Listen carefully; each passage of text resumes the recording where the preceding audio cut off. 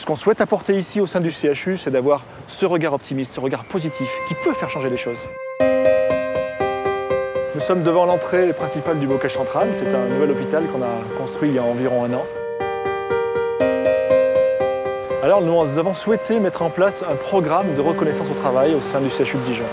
Nous sommes centrés sur la personne et nous visons la performance globale et durable. La première chose qu'on a faite, c'est proposer à nos managers, y compris les managers médicaux, une journée manager. Après, on a mis en place des focus group, des groupes d'échange. Focus group cadre supérieur. J'étais plus dans les actions modulaires sur des partages d'experts en un domaine à des agents. Et je me suis dit, purée, là, il y a une piste à travailler.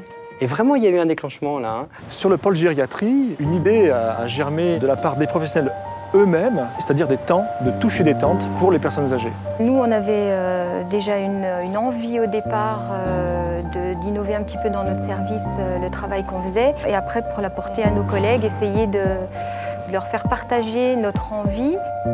Et si toutes ces actions vécues comme impossibles parce que charge de travail importante, parce que toutes ces contraintes qui sont celles de l'hôpital, enfin du moins d'une autre, pouvaient être reconnues, pouvaient être partagées. Ils se sont aperçus vite qu'en fait ça marchait et qu'on pouvait trouver une qualité de travail différente et d'apporter quelque chose de plus profond à nos patients. L'idée reconnaissance ici, c'était de valoriser ce que ces personnes-là ont osé faire. Concrètement, dans le groupe qui concernait les logisticiens, on a mis en place le changement de tenue. On est passé du bleu au blanc, et là, le symbole est très fort, c'était à leur demande. Bah écoutez, on avait l'impression que les gens nous disaient moins bonjour, étaient pas souriants avec nous. En fait, si vous voulez, c'était une question de reconnaissance, comment dire, existentielle. Voilà. Bah dans les étages, c'est important. On va se demander pourquoi un manutentionnaire va amener des médicaments en bleu. Mais ça fait travail d'entrepôt, ça fait... Voilà. Je pense qu'au niveau hygiène et tout, on a l'impression que dans les services, ça passe mieux, quoi.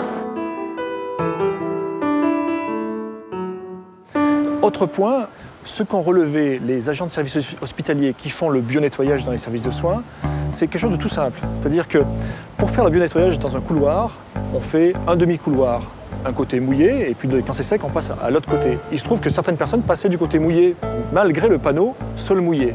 On passe du temps aussi à essayer de rendre les locaux propres, donc on aimerait que les gens soient fassent un peu plus attention à nous. Ce qu'elles ont relevé, c'est le fait que le panneau devrait servir à indiquer que le respect du travail était une priorité pour elles. On se dit que peut-être en ayant les mots sur le panneau, peut-être qu'ils feront plus attention. C'est le premier, c'est le prototype. Les bénéfices, c'est un résultat, un impact concret sur le taux d'absentéisme.